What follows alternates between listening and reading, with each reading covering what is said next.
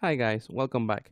On this lesson, we're going to continue the same subject as the last one, and we're going to keep looking at different techniques for reconstructing the beauty using V-Ray renders. In the last lesson, we saw the basic additive technique.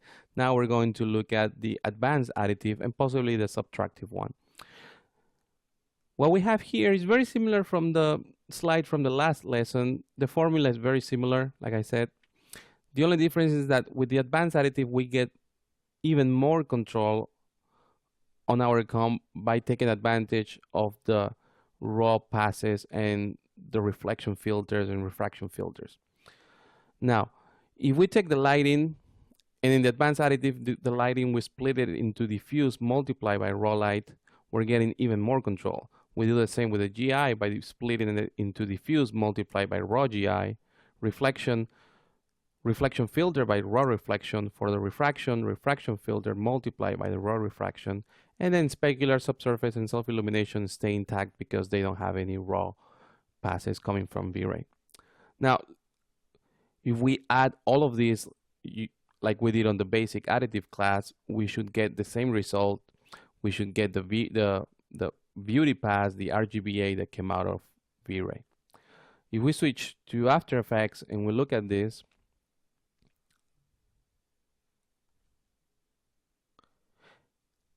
now let's switch to After Effects and look at this.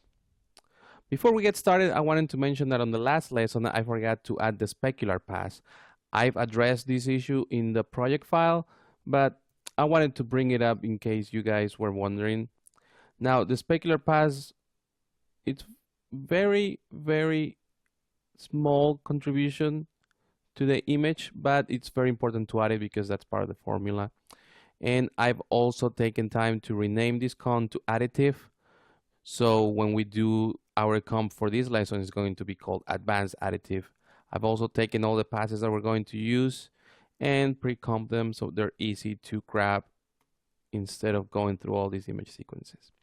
Now, if we look at the formula, we start with diffuse multiplied by raw light. So let's start with that. Diffuse and your raw light. Let's make a single composition. Let's call this DT underscore robot underscore advanced additive build comp. Okay. The raw light. The raw light, if we compare this with the actual lighting pass, you guys are going to be able to notice that they're very similar, with the only difference that there is no texture information coming from the diffuse. If we were to take the diffuse and multiply it like the formula shows, we should get the same result as the original lighting pass. There is a little bit of a discrepancy there, and that is because we might need to go into 32-bit just to get more control because of these very precise decimal values. Now we compare, it's the same as the lighting pass. So let's take this and call it lighting. Let's make a folder in pre-comps and call it advanced additive. So all these pre-comps go into that folder. The next one is going to be your diffuse multiplied by your raw GI. If we compare the raw GI with the regular GI, very similar, like I said. The raw GI, like the name implies, is just the raw contribution of the GI pass into the scene. If we take the diffuse and multiply it, we should get the same result as the regular GI.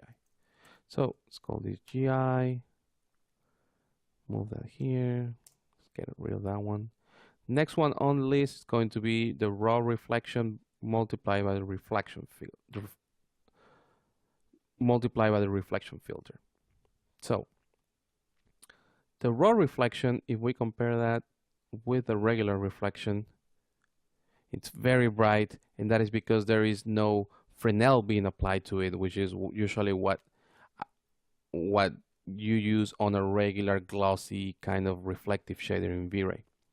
If we look at the reflection filter, it looks very much like a Fresnel pass, And like I said, that is actually what the shader is doing. So if we multiply both, we should get the same as the original reflection. Pre-multiply, reflect. I'm sorry, let's pre-compose and name it reflect.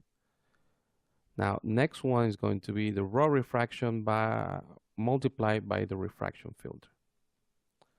So if we take both, multiply it, we get the exact same result as the regular refraction.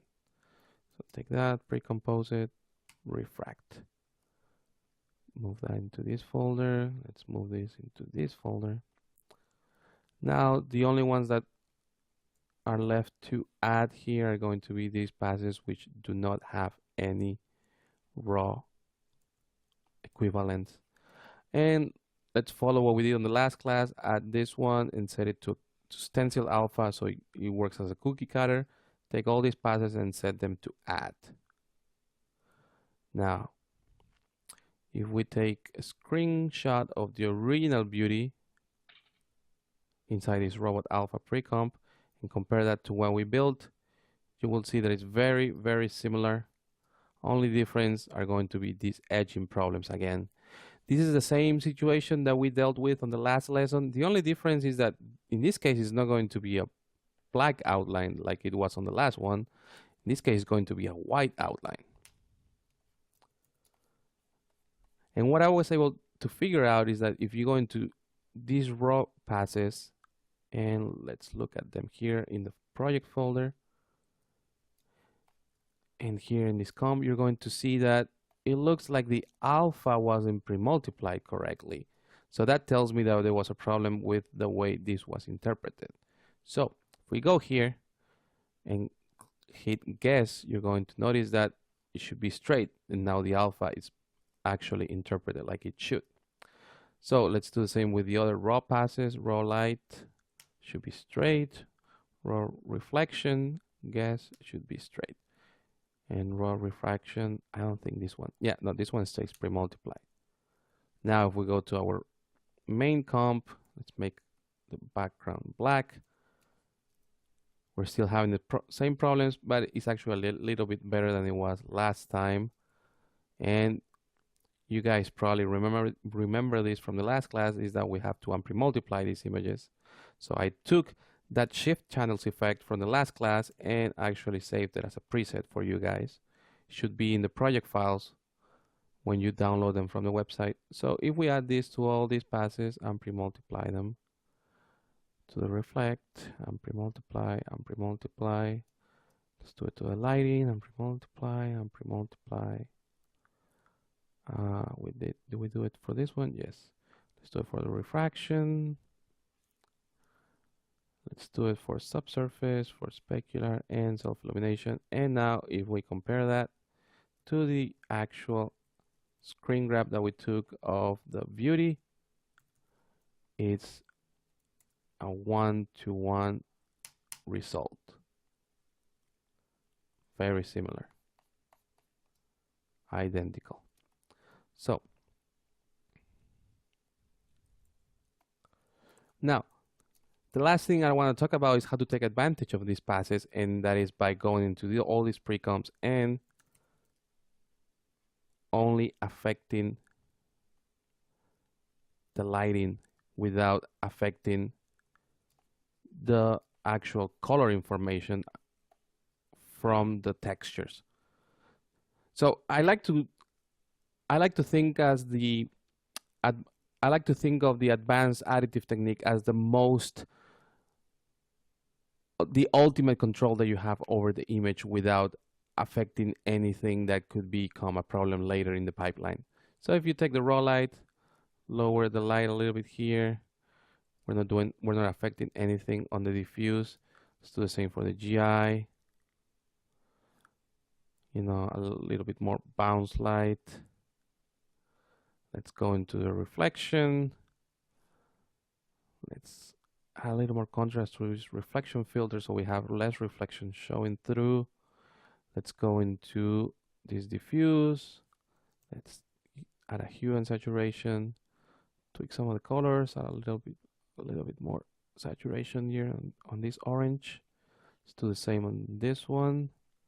And we end up with a different image, which is what we were looking for by taking advantage of the advanced additive technique.